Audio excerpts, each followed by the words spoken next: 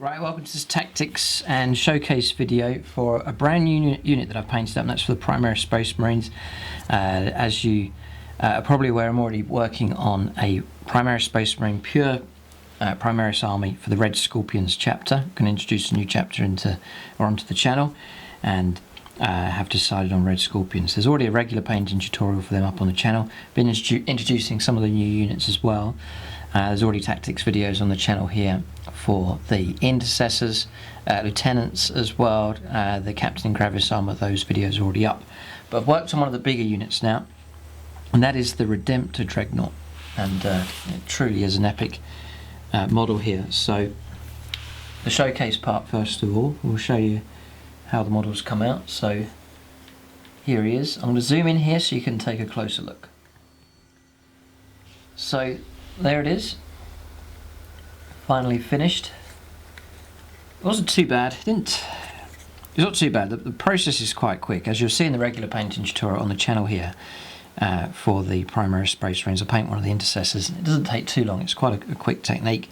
The speed behind it is priming and spraying the base all as one, and then just highlighting straight on top, and also the actual miniature itself, giving it a spray coat of grey as well, and it gives you that foundation colour. The other base colours go on pretty quick without having to do loads of coats and so on, and then it's just washes and then repainting to finish off. But that's how it's come out.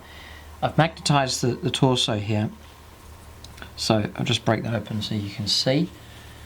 So the way the kit comes is a domed bit here for you to glue, so I just cut that off and then stuck a magnet. You can see the magnet on top there.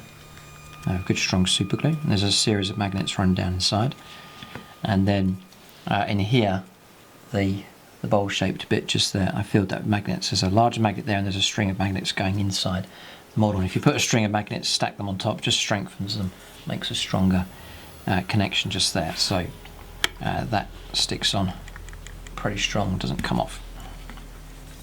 That's that. The arms, they're a bit stiff because we've been painting, but the arms do move backwards and forwards, like so. And then the rest of that arm's fixed. And then this one swings backwards and forwards as well. I felt I was going to break it there, but it swings backwards and forwards. And then the weapon I've left loose, so I can replace it with the other weapon if I need to. But it just comes with a little nib here in the kit. And I've just left that, and that just locks into there. And usually if you just push that in, that just stays in there throughout the game. Shouldn't be a problem. I've left it so you can turn up and down like so. So there's some movement in that, like so. So we'll talk about tactics at the moment and the combination that I've chosen, because there's plenty of options to take for this thing. But just to showcase part of the video here, that's how it looks. So the grey is a brilliant colour for putting washes on. There's some rust sort of stains on there, and there's some chipping effect as well. So that's all been done. There's the Red Scorpions symbol just there. This is the excellent Forge World transfer sheet. You get a big sheet, and there's loads of different transfers to choose from. So I've actually made this into an in-depth painting tutorial, so from start to finish I'll show you exactly how to paint this Redemptor Dreadnought, and that's over on the Plus channel with a brand new website. So if you're interested in painting up your Redemptor Dreadnought, or indeed any vehicle in this sort of colour scheme, then head on over to the Plus channel, and then the link will be below in the video here, or you can follow the link on the channel homepage, and that'll take you to the Plus channel, and you can sign up, gain access to this video and a whole load of other videos and exclusive content as well. But the video is about 2 hours long. It's from start to finish. Every aspect of painting this miniature is covered in that in-depth painting tutorial. But there he is, very happy with how it's come out. And I'm glad to have chosen this colour scheme for the basing. Usually I do grey, but I've gone for a desert feel this time, and so I think that matches him quite well. You see, I've done a sort of a dusty effect there around the feet, and just some general wear and tear. So like they've been on campaign. What's that sort of campaign kind of look for these? Didn't want them looking factory fresh, so that's what I've tried to achieve. Now you see here number 1, and I've marked it here on the shoulder pad. It's found it very, very hard to find Red Scorpion's official markings for vehicles, so I think this is correct here. There's a lot of artistic license taken. It seems to be that the yellow goes around the weapon systems, and that makes it nice and clear, sort of intimidating look as well, when the opponent can see all these different weapon systems that you have, and even put them around the knuckles here on just to highlight this big fist that he has as well, which is pretty deadly. So what I've done here, see these large numbers, I want these to be clear what number Dreadnought it is, because I'm planning to have more than one in my final list for the Primaris Space Marines. So I want Dreadnought 1, Dreadnought 2, Dreadnought 3, and then during a battle report I can say, you know, Dreadnought 1's taken damage, Dreadnought 2 is in trouble, that kind of, and then you'll be able to see clearly which Dreadnought is which. So I like that whole idea of having them numbered like that. So this is Dreadnought number 1. I love the way it spins around here. You can get some great poses, swinging around to the left, to the middle, and even to the right, and the arms move around as well, so it's well worth doing. And if the vehicle's destroyed, you could always like leave the base on and then leave that as a wreck. I could even, with the smoke that I have, tilt the vehicle up and stick some smoke in there and just have it blown up that way. So I know you're officially meant to remove the models from play in 8th, but for our games we do like to leave them on the board and then just remove them if we need to. But there he is. Gone for the nice plasma colour here as well, which that blue I think matches quite nicely. Nice complement to the rest of the colour scheme. So there he is. As I said, check out the in-depth painting tutorial if you want to on the Plus channel, and I'll show you from start to finish how to paint him up and to reach this exact standard on here. Those of you on Instagram, you've already seen this because I posted up a picture of that earlier on, so they were the first to see the finished model. So if you want to see ahead of time different projects as they get done, check out Instagram and follow me on there, and you get exclusive access and early updates even before videos like this reach YouTube. You'll see what's coming ahead of time. So there he is. He's a fair size. Here is the captain in Gravis armour. So that gives you an idea of the size of this Dreadnought. A regular Dreadnought would be up to about here. So he's head and shoulders above a regular Dreadnought. Is he worth the points? Is he as good as a regular Dreadnought or better? We'll check that out now in the current edition of the Codex for Space Marines 8th edition.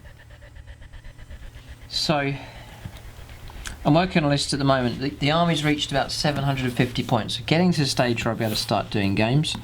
Once I reach about 1,000 points, hope to start using the Primaris Marines in games, which is really exciting. Really do like these. You know, visually, I'm just really happy with how they're coming out. And the vehicles tie in nicely with the infantry I already have painted up. But is the Dreadnought any good? Is what we're going to ask now. So I'm coming from Space Marines, the current edition here for 8th edition. So he's in the elite section. So he's not a heavy support. So you go to your regular Dreadnoughts here, and they're coming at sort of 8 wounds. And then you come to here, the Redemptor Dreadnought. Now, Redemptor Dreadnought then is 140 points, which I think is a pretty decent starting point, costs wise. So he's power level 10. He is into the chart here because of the number of wounds, but I don't think it's too harsh. He has 13 wounds. Between 7 and 13 wounds you fight at normal capacity. The movement is 8, so he's quick enough. Then the weapon skill is the usual 3+, and ballistic skill 3+ as well. Then between 4 and 6 wounds, it is movement drops to 6, which is still quick enough, and then 4+ weapon skill and ballistic skill, which is still okay. And then the harsh penalty here is for only between 1 and 3 wounds. So you've got to take off a lot of wounds to try and get down to that amount remaining, and he drops to 4-inch move. And 5+ weapon skill and ballistic skill, which still means you can do something. So I don't think that chart is too harsh. His strength 7, toughness 7, and 13 wounds. So it's tank equivalent here, if not more, as far as wounds and toughness and strength is concerned. So this is a tough. It's not a regular Dreadnought by any means. 4 attacks though, which for a Dreadnought type is good, or is the average now, as they put them all at 4 attacks. Yep. Leadership 8 and then 3 up save. So he's virtually a tank. It's a walking tank virtually. But I guess the big advantage of him is he's a tank that can fight pretty good in close combat, as we'll see. So the loadout, he's armed to the teeth with different weapons here. So this is the configuration I've gone for. The Redemptor Dreadnought is a single model armed with a heavy onslaught Gatling cannon, So that's one of the options that you can take. I haven't painted it out because I'm not going to go for this one, but I've kept it on standby just in case I do use it. The way I'm working on a list of the Primaris Space Marines at the moment, there's a army development video over on the Plus channel. You see the new list on there and you can leave your comments and feedback on that. But in that I propose a lot of my anti-tanks are going to come from the Dreadnoughts, both with shooting and from close combat. So this is more of an anti-hordes type weapon. Here, the heavy onslaught Gatling cannon. It's range 30, heavy 12, strength 5, -1 and 1 damage. Now, I was drawn to that initially because it sounds impressive, heavy 12, but it means you're probably going to hit with eight shots. And then you're going to wound with, say, 5 or 6, and really you're just going to end up using that Dreadnought to be bringing down a couple of Space Marines in a turn, a few Gene Stealers, and then when you think about it, it's actually not that impressive. I don't think it's that impressive. You know, there's other things in the army I'm going to use for clearing hordes away, and I thought it was a bit of a waste. So, the heavy onslaught, just to get an idea of points, is 36 points for the heavy onslaught Gatling cannon. The option then is you can replace it with a macro plasma incinerator, and that is 31 points. It's actually cheaper to take this large plasma weaponry here. So you're actually going to pay 31 points instead, actually cheaper. I think it's a great weapon. Just one downside, which I don't think is so bad after thinking about it. Maybe if you play this unit and you use these Dreadnoughts, your comments and feedback will be very valued indeed, as your battlefield experience that you've had. But it's a large plasma weapon here. So the standard, you choose one of the two profiles. The standard shot is range 36. You're getting a bit better range. Range 36 is great. This is the downside, heavy D6. It's very random in your shots. You could get 1 shot in a turn, you could get 6.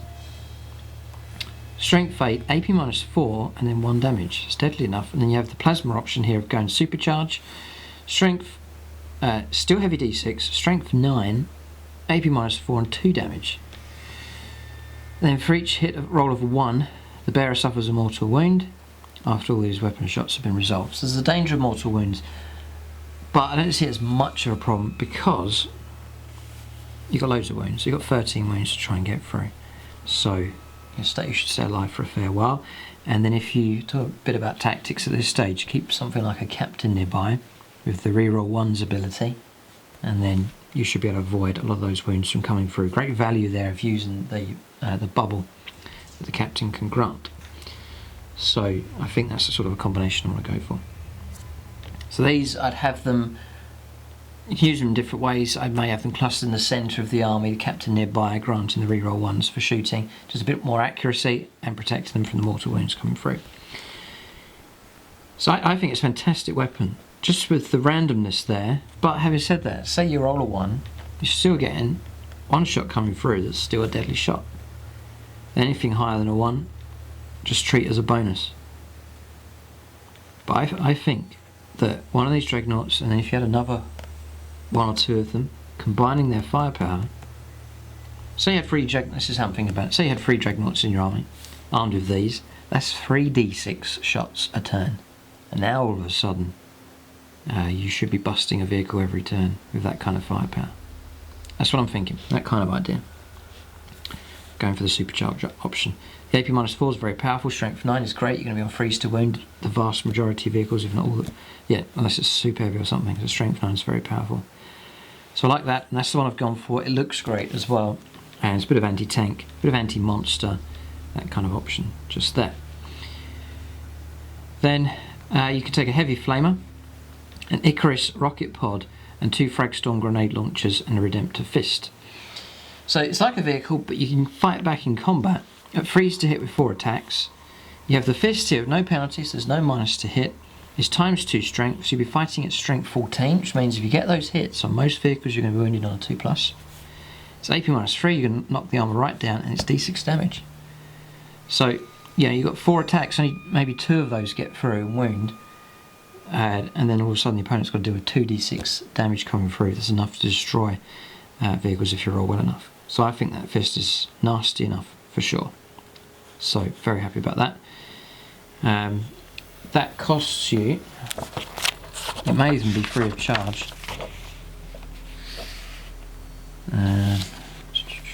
Yeah, it's 0. So that's within that 140 points, which I think is brilliant. Really is good. Then the modern may replace its heavy flame with an onslaught Gatling cannon. I've actually gone for that because I want to engage the opponent at range as quick as possible, not wait to get too close. So the onslaught Gatling cannon is here. It's range 24, nice range on it, heavy 6, you're guaranteed 6 shots, which I think is very strong. Strength 5, AP -1, and 1 damage. So even though I've dropped the heavy onslaught Gatling cannon, I've still got 6 shots guaranteed coming through from that onslaught Gatling cannon. So I think that's really, really good. So he's in there. And so you go from heavy flamer is 17 points to the onslaught Gatling cannon, which is 16. So it's a point cheaper to take that. And it's just a nice solid amount of shots, 6 shots guaranteed. Every turn's pretty good.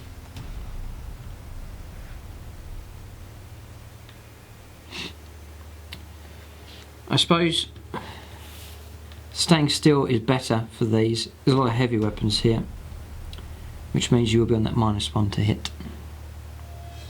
Yep. So that's worth bearing in mind as Dreadnought advances and firing, but ideally advance and then remain stationary for higher accuracy. But you know, I'm planning to move this army out to sort of play in the centre of the table, closing for the kill if the opportunity is there. So kind of firing, advancing, staying stationary if it needs to fire. It's that kind of whole idea. It should work fine anyway.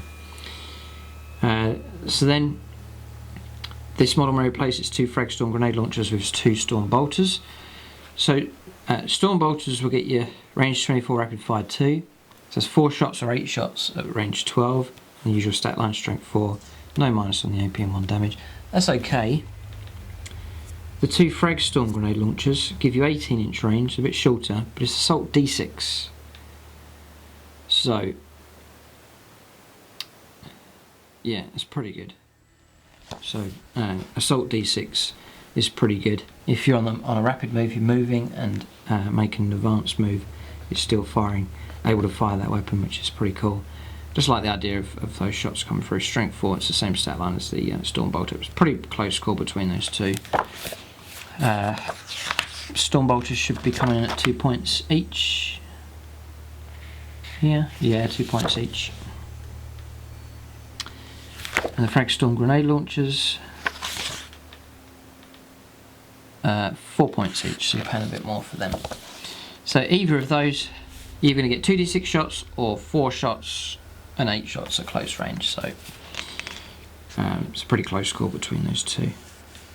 I've gone for the Frag Storm Grenade Launchers, just there. So there is another weapon here which you don't get to swap around. That's the Icarus Rocket Pod. It's range 24, it's heavy D3, so you could get between 1 and 3 shots. Strength 7, AP -1 and 1 damage.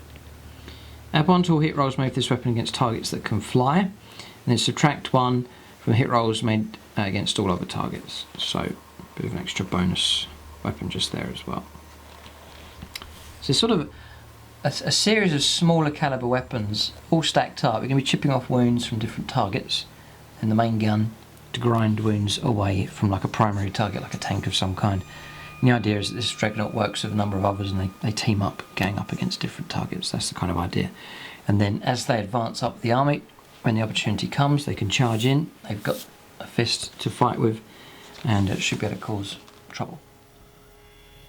So points wise, you're looking at 140 points, 30 on for the Macro Plasma weapon, 16 points the Onslaught Gatling Cannon, which is just underneath the fist just there. The fist is free of charge. And then the 2 Frag Storm grenade launchers here and here. And you've got the Icarus rocket launcher just there, which is 6 points by the way. And that gives you a total of 201 points. I think the Dreadnought's an absolute bargain. 201 points, you've got a good all-rounder. A lot of small arms fire available, close combat ability, tons of wounds, tough enough, and then a nasty weapon on there which potentially can chuck out a nasty amount of shots. So I think it's a good unit, and I think it just suits the Primaris army that I have very well indeed. A number of subscribers have been asking about, well, what chapter tactics are you going to use? Fluff wise, it should be Ultramarines, but no one's entirely sure, but they reckon the Red Scorpions come from the Ultramarines chapter, so their discipline is add 1 to leadership of all Ultramarines models with this tactic. In addition, Ultramarines units with this tactic can still shoot in the turn in which they fell back. If they do so, it's -1 from the hit roll. That's okay.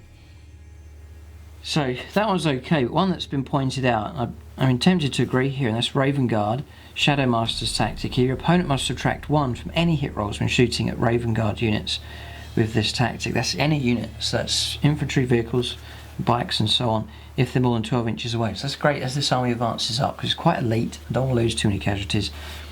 And then that -1 to hit, that's great. I mean, Orcs suffering -1 to hit, and Imperial Guard, Rashtra Militarum suffering -1 to hit is pretty major.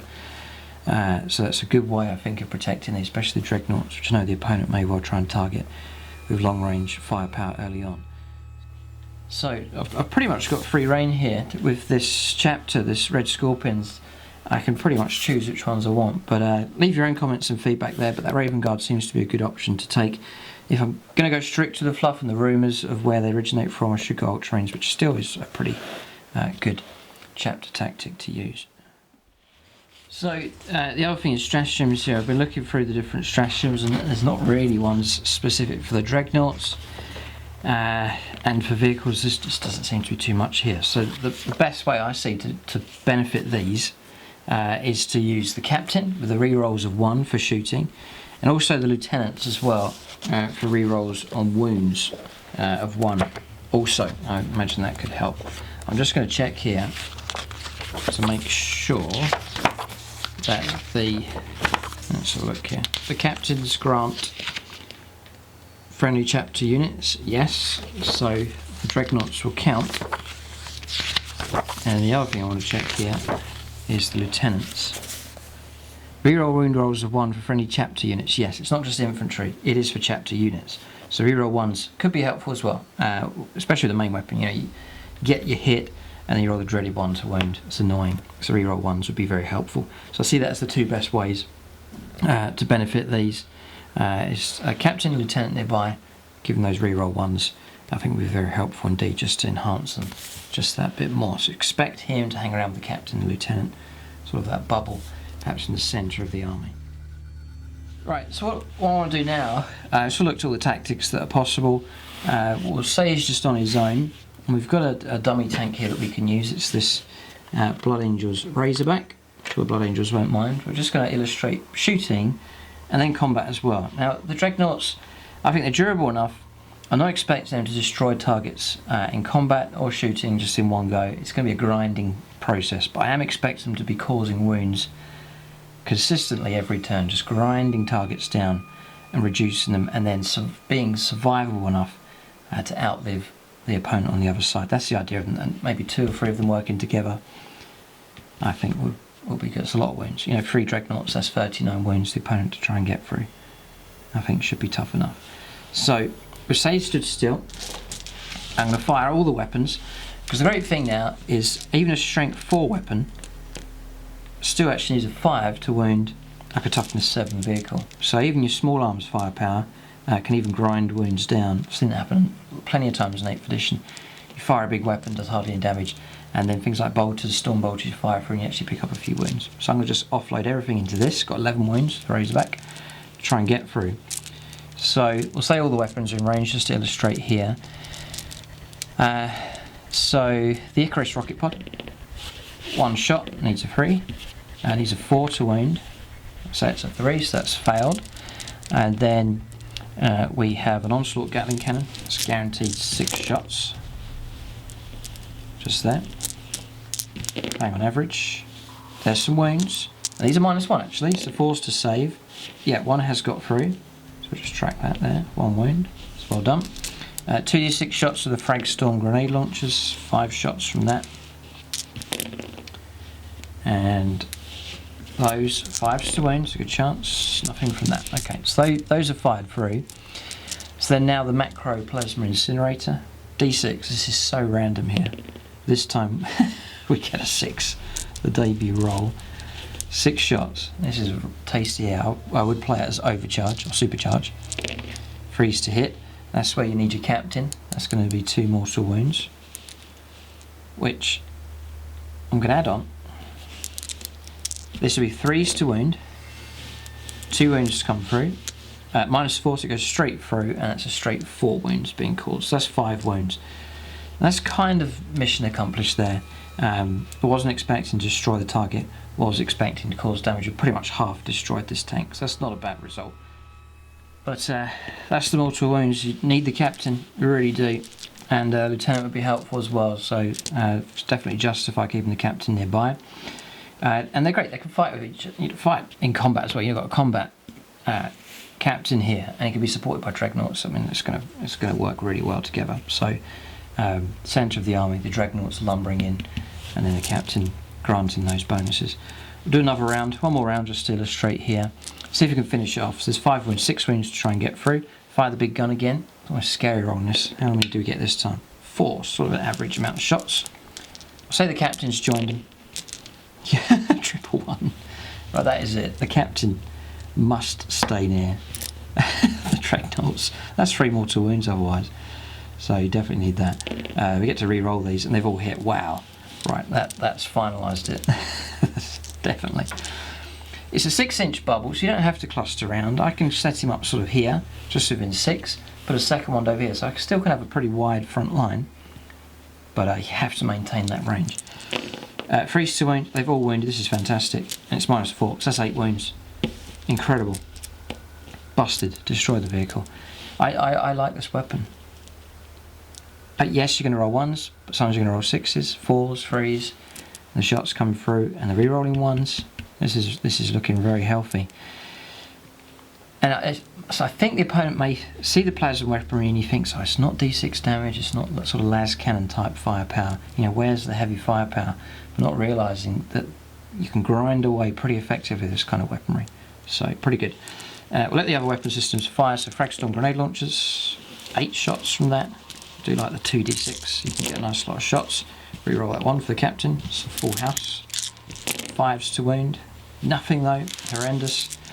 Then the onslaught Gatling cannon, can reroll that one. There's a wound come through, it's a 4 to save, nope. So that's 9 wounds in total. And then the D3 shots there, the Icarus one, yes. 4 hits, that's nice. And then they've wounded, the lieutenant could have helped out there with that one. And then here it saves a 4+. Another one's gone through, so it's 8, 9, 10 wounds, almost destroying that if it was fresh. But you know, that's turn 2, you can imagine. Other dreadnoughts nearby just grinding wounds down, vehicles starting to be destroyed, very effective indeed. And then the ability to close into combat, which we'll do next. So this is a fresh vehicle now. Charge the dreadnought in.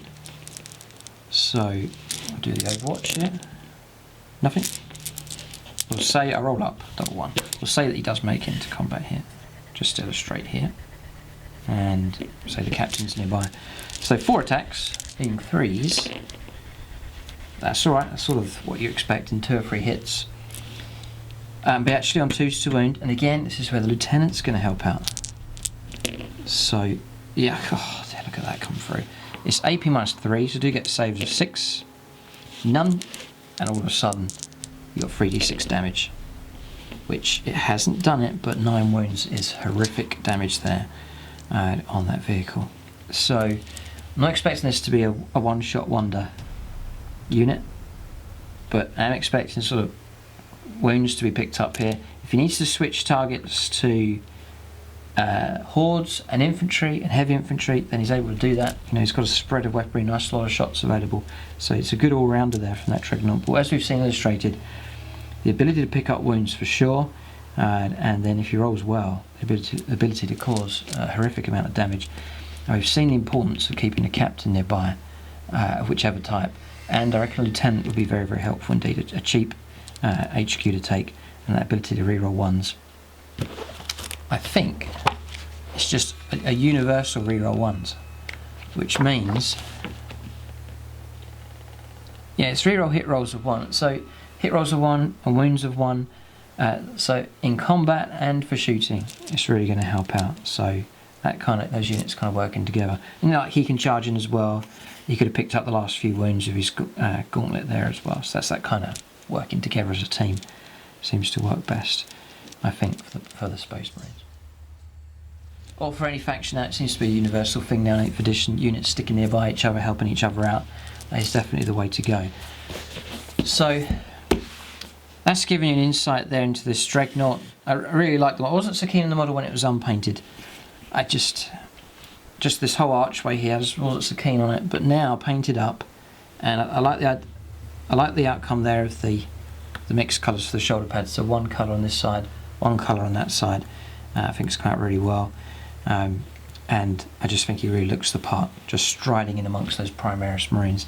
Primaris Marines head and shoulders above other units of infantry, and so it's only right the Dreadnought should be the same. It's a beautiful model, it really is nice.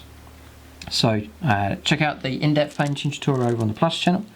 There is the regular painting tutorial where I'll show you how to paint one of the intercessors on the channel here.